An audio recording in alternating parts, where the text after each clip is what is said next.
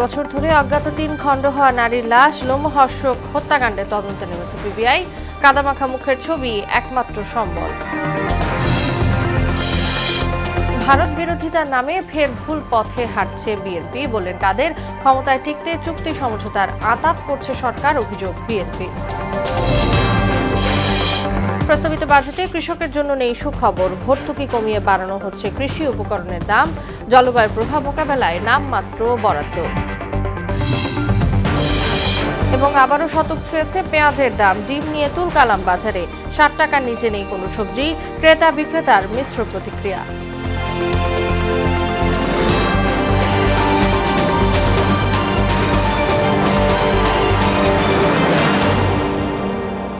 আসসালামু আলাইকুম, সবাইকে মোহনা সংবাদে স্বাগত। শুনছিলেন শিরোনাম, সঙ্গে আছি তাসনুমা বিনতে তাহের। এবার বিস্তারিত। ধারালো অস্ত্র দিয়ে শরীর ৩ খণ্ড করে দেশের ৩ জায়গায় ফেলে দেওয়া হয়েছিল। পুড়িয়ে ফেলার চেষ্টা হলেও রয়ে যায় কাদা মাখা মুখটির কিছু অংশ। বলছি, ২.৫ বছর ধরে অজ্ঞাত রয়ে যাওয়া, নির্মমভাবে খুন হওয়া এক নারীর কথা। ৩ থানা পুলিশের ব্যর্থতার পর টিকে থাকা মুখটির যৎ সামান্য সূত্র ধরেই এমন এক লোমহর্ষক হত্যাকাণ্ডের তদন্তে নেমেছে এবার পিবিআই।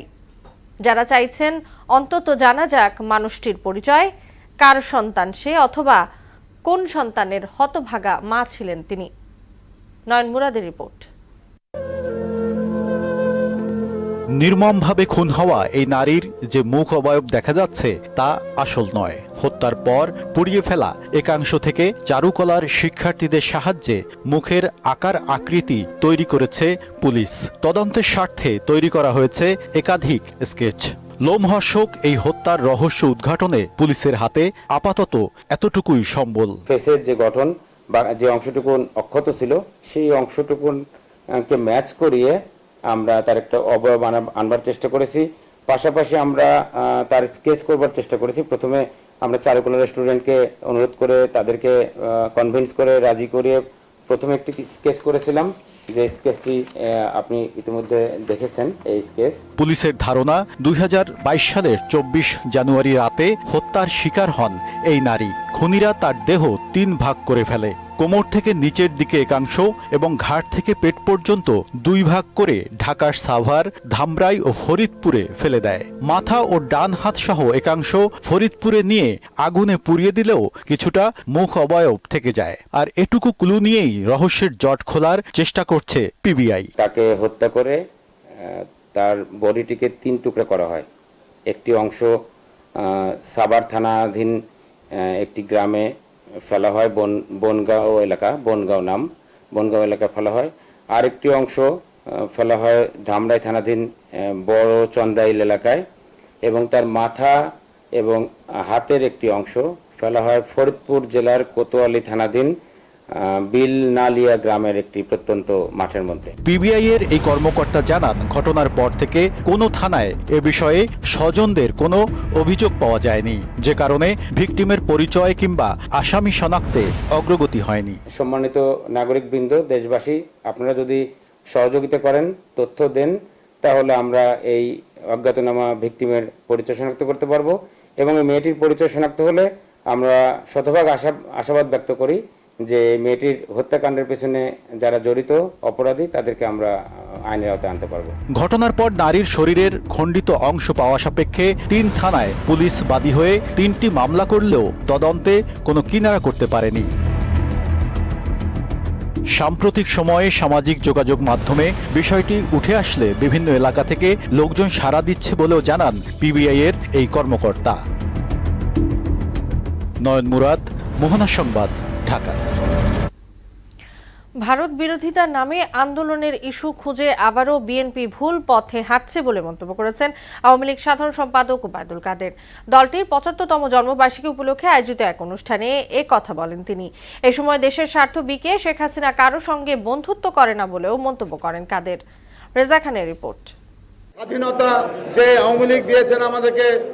উপমহাদেশের প্রাচীন রাজনৈতিক দল বাংলাদেশ আওয়ামী লীগের প্লাটিনাম জয়ন্তী উপলক্ষে চলমান কর্মসূচির অংশ হিসেবে সংসদ ভবনের দক্ষিণ প্লাজায় তরুণদের অংশগ্রহণে সাইকেল র্যালির আয়োজন করে ঢাকা উত্তর সিটি কর্পোরেশন। ৩২ নম্বর জাতির পিতা বঙ্গবন্ধু শেখ মুজিবুর রহমান জাতির পিতার বাসভবনকে শেষ করব। র্যালির উদ্বোধন করে চলমান রাজনৈতিক বিষয়ে কথা বলেন আওয়ামী লীগ সাধারণ সম্পাদক। ভারত বিরোধিতার নামে আজকে আন্দোলনের ইস্যু খোঁজার চেষ্টা করছে, তারা আবারও ভুল পথে হাঁটছে। বিদেশে আওয়ামী লীগের বন্ধু আছে প্রভু নেই মন্তব্য করে শেখ হাসিনা সবকিছুর ঊর্ধ্বে দেশের স্বার্থকে প্রাধান্য দেন বলেও দাবি করেন তিনি। বিদেশে আমাদের প্রভু নেই, আপনাদের প্রভু আছে। আমরা বিদেশে আমাদের বন্ধু আছে, ভারত আমাদের ৭১-এর পরীক্ষিত বন্ধু। পরে সেখান থেকে সাইকেল র্যালি, আগারগাঁও শিশু মেলা, গণভবন, আসাদ গেট হয়ে ধানমন্ডি ৩২ নম্বরে গিয়ে শেষ হয়। রেজা খান, মোহনা সংবাদ, ঢাকা। সরকার সব জায়গায় ব্যর্থ হয়ে ভারতের সঙ্গে সমঝোতা চুক্তি করে ক্ষমতায় টিকে থাকতে চাইছে বলে মন্তব্য করেছেন বিএনপি চেয়ারপারসনের উপদেষ্টা জয়নুল আবেদিন ফারুক। ভারতের সঙ্গে অসময় চুক্তি বাতিলের দাবিও জানান তিনি। আর বিএনপির যুগ্ম মহাসচিব অ্যাডভোকেট আব্দুস সালাম আজাদ অভিযোগ করেন, দেশের স্বাধীনতা হুমকির সম্মুখীন, দেশ রক্ষার আন্দোলন সবাইকে এগিয়ে আসার আহ্বানও জানান তিনি। সকালে জাতীয় প্রেস ক্লাবের সামনে এক বিক্ষোভ সমাবেশে অংশ নিয়ে তারা সরকারের বিরুদ্ধে কঠিন কর্মসূচি দেওয়ার আহ্বানও জানান। দেশের স্বাধীনতা হুমকির সম্মুখীন, আজকে দেশের নিরাপত্তা নাই, আজকে দেশের হায়দার থানায় পড়েছে, সকলের সবাই পড়েছে। দেশ আজকে রক্ষা করতে হবে, দেশকে রক্ষা করতে হলে বাংলাদেশের জনগণ ঐক্যবদ্ধ হতে হবে। আপনারা সব জায়গায় ব্যর্থ। 400 টাকার কাঁচামরিচ খাওয়াবেন, দ্রব্যমূল্যের ঊর্ধ্বগতি ঘোড়ার লাগামহীন চলছে। আজকে আপনারা সেই দিকে নজর না দিয়ে কিভাবে সমঝোতা চুক্তি করে ক্ষমতায় টিকে থাকবেন সেই দিকে আপনাদের আজকে নজর। প্রস্তাবিত বাজেটে সুখবর নেই দেশ বাঁচিয়ে রাখা কৃষকদের। কমানো হয়েছে ভর্তুকি, নেই ক্রমবর্ধমান সার, সেচ ও কৃষি উপকরণের দাম বাড়ানোর বিশেষ উদ্যোগ। জলবায়ু পরিবর্তনের প্রভাব মোকাবেলায়ও তেমন কোনো বরাদ্দ। কৃষি গবেষকরা বলছেন, এতে করে কৃষিতে আগ্রহ হারাতে পারে কৃষক, বাড়তে পারে আমদানি নির্ভরতা। উষা ফেরদৌসের রিপোর্ট। কৃষক অল্প ভর্তুকি পায়, কিন্তু শিল্পপতি তো ভর্তুকি নিয়ে দেখা একজন কৃষকের লাগে 5 বস্তা ইউরিয়া সার বা ডিএপি বা টিএসপি, কিন্তু এগুলা তো শিল্প কারখানায় বেশি যায়। আগে মনে করেন যে পানিতে লাগতো হলো 40-50 টাকা ডিসিমল, আর এখন বর্তমান বিলে লাগে হলো 120, 30, 150 লাগে। সরকার যে ফেলে জিনিসের দাম বাড়াবেন, সেই ফেলে কৃষকে চলার কোনো পথই নাই। $20 পানি $, সপ্তাহ 2-3 পানি লাগে, গৃহস্থ একবার হাঁপাই গেছে। বছর জুড়েই এমন অসহায় আর নিদারুণ সংকটে দিন পার করছেন কৃষি প্রধান দেশের কৃষি যোদ্ধারা। আগামী অর্থবছরের প্রস্তাবিত বাজেটে কৃষি খাতে 17,261 কোটি টাকার ভর্তুকি ও প্রণোদনা প্রস্তাব করা হয়েছে। চলতি বছরের সংশোধিত বাজেটে ভর্তুকি রাখা হয়েছে 25,644 কোটি টাকা, অর্থাৎ চলতি বাজেটের চেয়ে 8,383 কোটি টাকা কমানো হয়েছে। শতকরা হিসেবে যা প্রায় 33%। সবসময় আমরা ভর্তুকির দিকে তাকিয়ে থাকতাম যে কৃষিক্ষেত্রে ভর্তুকি দিলে কৃষকরা আগ্রহ বোধ করতো, কৃষকরা সরাসরি কিন্তু বেনিফিটটা পেত। এখন যেটা সমস্যাটা হবে যে ভর্তুকির ব্যয় যেহেতু কমে গিয়েছে, তার ফলশ্রুতিতে কিন্তু শেষ সিড কিন্তু দামে কিনতে হচ্ছে, ইরিগেশনের জন্য অনেক খরচ বেড়ে গেল। পাশাপাশি হচ্ছে তার যে সেচ ব্যবস্থাপনা তো কল্পনাই করা যাচ্ছে না। আমাদের জন্য বর্ষার সময় একটু, শীতের সময় তো প্রচুর পরিমাণে, আমাদের খরার সময়গুলোতে আমাদের কিন্তু ব্যয় কিন্তু অনেক বেশি বেড়ে যায়। যদি এইভাবে ভর্তুকি ব্যয় যদি কমিয়ে দেওয়া হয়, তাহলে কৃষকরা আগামীতে কৃষিকাজ করবে না। কারণ হচ্ছে তারা যেই ইনপুট কস্ট করে অথবা খরচ যেটা হয় সেটাই তো তুলতে পারবে না, পরে তো বাজারের চিন্তা, লাভের চিন্তা। জাতিসংঘের খাদ্য ও কৃষি সংস্থা এফএওর গবেষণা মতে আগামী 30 বছরে মানবজাতির চাহিদা সব রেকর্ড ছাড়িয়ে যাবে। প্রায় 60% বেশি খাদ্যের প্রয়োজন হবে। তখন খরা একটি নতুন বিপদ হয়ে দাঁড়াবে। কিন্তু এ সংকট মোকাবেলায়ও নেই কোনো বরাদ্দ। 18 কোটি মানুষ, এই মানুষকে যদি আমদানি করে খাওয়াতে হয় এবং কৃষিকে যদি আমরা বাঁচিয়ে না রাখতে পারি, আগামী দিনগুলো খুব কঠিন হয়ে দাঁড়াবে। আমার মনে হয় সরকারের দিকে নজর দিবে। ফলে প্রশ্ন, কৃষকের কতটা দায় থাকবে সবার বেঁচে থাকার অন্ন জোগাতে, সেই সঙ্গে মাথার ঘাম পায়ে ফেলে উৎপাদন করা ফসল মজুতদারদের কাছে পানির দামে ছেড়ে দিতে। বাজারে মাল নিয়ে গেলে ধরেন বিক্রি করতেছে 2 টাকা, কিন্তু সার কিনতে যায় সার কিনতেছে 5 টাকা। এখন আমার খরচ হয়ে যেতেছে বেশি, আমার বিক্রি কম। উষা ফেরদৌস, মোহনা সংবাদ, ঢাকা। আবারও শতক ছুঁয়েছে দেশি পেঁয়াজের দাম। ডিম নিয়ে রীতিমতো তুলকালাম অবস্থা রাজধানীর বাজারগুলোতে। ঈদের পর দাম বেড়ে কেজি প্রতি 250 টাকা হয়েছে কাঁচামরিচ, আর 60 টাকার নিচে নেই কোনো সবজি। এমন পরিস্থিতিতে পণ্য কিনতে হিমশিম খাচ্ছেন সাধারণ মানুষ। বাজারে এসে পণ্য মূল্যে ক্ষুব্ধ ক্রেতারা, আর বিক্রেতারা বলছেন শীঘ্রই নিয়ন্ত্রণে আসবে ডিম, আলু, পেঁয়াজের দাম। ওবায়দুল হক মারুফের রিপোর্ট। গত কয়েকদিনে বাজার তপ্ত করছে ডিম, পেঁয়াজ, আলুর মতো নিত্যপণ্য। দাম বেড়েছে মসুর ডালেরও। চাহিদা কম থাকায় ব্রয়লার মুরগির দাম কিছুটা কম থাকলেও অনিয়ন্ত্রিত রয়েছে কাঁচামরিচ সহ সবজির বাজার। গাজর 150 টাকা, দেশি শসা 120 টাকা, কাঁচামরিচ 200 টাকা কেজি পাইকারি, আমরা 240 টাকা বেচি। আলু আগের চেয়ে 5 টাকা দাম বাড়ছে, আর পেঁয়াজ প্রতি কেজি বাড়ছে 10 টাকা। ঈদের আগে ছিল 90 টাকা, এখন 100 টাকা। বাজার মনিটরিং যদি না হয়, এইভাবে সাধারণ মানুষ দিন কিনা খাবে, কিন্তু কিনা খেতে পারবে না। ক্রয় ক্ষমতার বাইরে যা ইনকাম আছে, ইনকামের সাথে কোনো মিল নাই। রাজধানীর বাজারে ডিম নিয়ে চলছে তুঘলকি কাণ্ড। এক সপ্তাহের ব্যবধানে বাজারগুলোতে ডজনে 5 থেকে 10 টাকা পর্যন্ত কমলেও মহল্লার দোকানগুলোতে এখনো ডজন প্রতি তা 160 টাকা। কেজি প্রতি 20 টাকা বেড়ে মসুরের ডাল বিক্রি হচ্ছে 140 টাকায়। গত সপ্তাহ থেকে সপ্তাহ ডিমের দাম অনেকটা কমছে। গত সপ্তাহে যেমন ডিমের দাম ছিল আপনার 160 টাকা ডজন, এই সপ্তাহে আমরা 40 থেকে 50 টাকা বিক্রি করতেছি ডজন। 1200 থেকে 1800 টাকা কেজি দরে বিক্রি হচ্ছে প্রতি কেজি ইলিশ। গরুর মাংস 750 টাকা এবং চাহিদা কম থাকায় ব্রয়লার মুরগির দাম কেজিতে 20 টাকা পর্যন্ত কমে 180, সোনালী 300, দেশি মুরগি 550 টাকায় বিক্রি হচ্ছে। ফার্মার্স যারা আছে এদের কারণে গরুর মাংসের দাম বাড়তি কেন? এরা বিদেশ থেকে আমদানি করতে গেলে সরকার এরা বাধা দেয়। অনিয়ন্ত্রিত পণ্যমূল্যে নাভিশ্বাস ওঠা ক্রেতারা জানাচ্ছেন আয় ব্যয়ের সঙ্গে সমন্বয় করা অসম্ভব হয়ে পড়ছে। শীঘ্রই বাজার ক্রয় ক্ষমতার মধ্যে আনার দাবি জানান তারা। সবকিছু দাম, শসা 120 টাকা করে। আমাদের জীবন এক ত্রাহি অবস্থা, আমরা যায় ভাব। আমরা এই যে আমি আমার ব্যবসা ছেড়ে আমি বলতে পারি আমাকে চলে যেতে হবে। নানা অজুহাতে বারবার এমন পণ্য মূল্য বৃদ্ধিতে নাজেহাল স্বল্প আয়ের মানুষ। ওবায়দুল হক মারুফ, মোহনা সংবাদ, ঢাকা। ইসলাম প্রচারে শেখ হাসিনার মতো আর কেউ এত কাজ করেনি বলে মন্তব্য করেছেন ঢাকা 15 আসনের সংসদ সদস্য আলহাজ কামাল আফেদ মজুমদার। নিজ নির্বাচনী এলাকার মানুষের সঙ্গে জুমার নামাজ আদায় করতে এসে একথা বলেন তিনি। এ সময় ফিলিস্তিনে আগ্রাসনের বিরুদ্ধে প্রধানমন্ত্রীর সাহসী ভূমিকার কথাও তুলে ধরেন সাবেক এই শিল্প প্রতিমন্ত্রী। রেজা খানের রিপোর্ট। দক্ষিণ পীরেরবাগ রাহাতুন্নেসা জামে মসজিদে জুম্মার নামাজ আদায় করতে এলে স্থানীয় সংসদ সদস্যকে ফুলেল শুভেচ্ছা জানান 13 নম্বর ওয়ার্ড আওয়ামী লীগের সাংগঠনিক সম্পাদক মোল্লা ইউনুস রেজা এবং 25 নম্বর ইউনিট আওয়ামী লীগের সভাপতি ও সাধারণ সম্পাদক হুমায়ুন কবির বাবু এবং জাকির হোসেন মিলন সহ অন্যরা। এ সময় এলাকার উন্নয়ন ও মসজিদ মাদ্রাসার সেবায় আলহাজ কামাল আহমেদ মজুমদারের অবদান তুলে ধরেন মসজিদ কমিটির সভাপতি মোল্লা লিয়াকত আলী ও সাধারণ সম্পাদক শেখ মোহাম্মদ ইয়াসিন।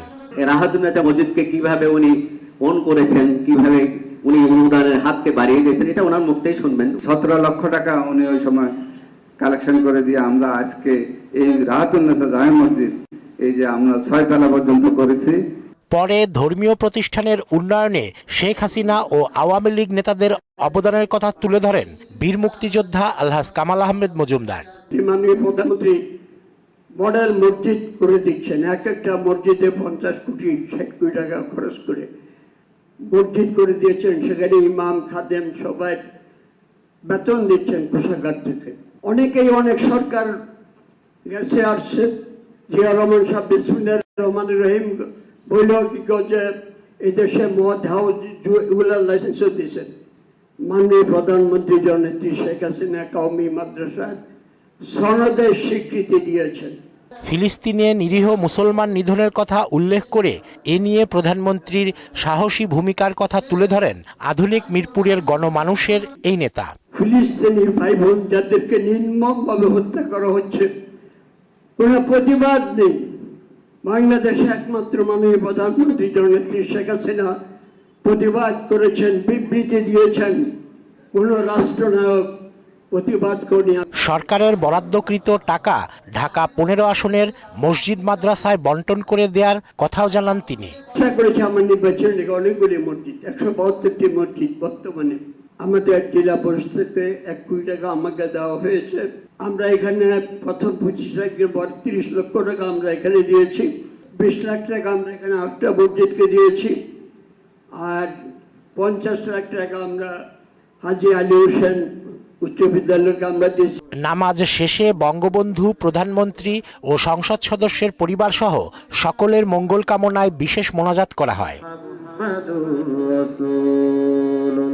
পরে মসজিদ কমিটির পক্ষ থেকে ক্রেস্ট উপহার দিয়ে বর্ষিয়ান এই রাজনীতিবিদকে সম্মান জানানো হয়।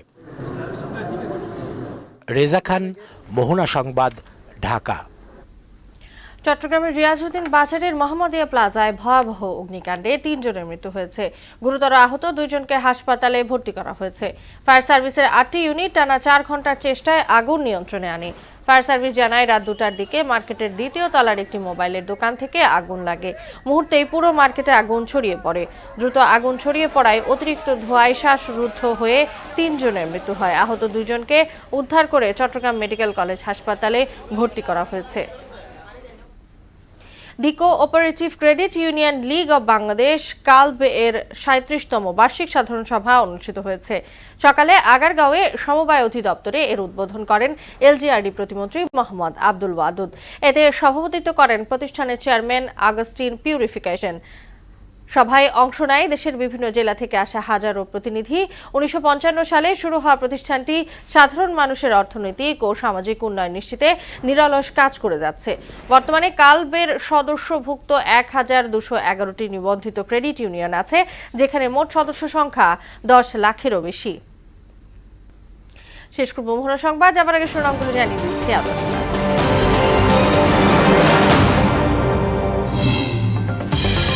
2.5 বছর ধরে অজ্ঞাত 3 খণ্ড হওয়া নারীর লাশ লোমহর্ষক হত্যাকাণ্ডের তদন্তে নেমেছে পিবিআই। কাদামাখা মুখের ছবি একমাত্র সম্বল। ভারত বিরোধিতার নামে ফের ভুল পথে হাঁটছে বিএনপি, বললেন কাদের। ক্ষমতায় টিকতে চুক্তি সমঝোতার আঁতাত করছে সরকার, অভিযোগ বিএনপির। প্রস্তাবিত বাজেটে কৃষকের জন্য নেই সুখবর। ভর্তুকি কমিয়ে বাড়ানো হচ্ছে কৃষি উপকরণের দাম।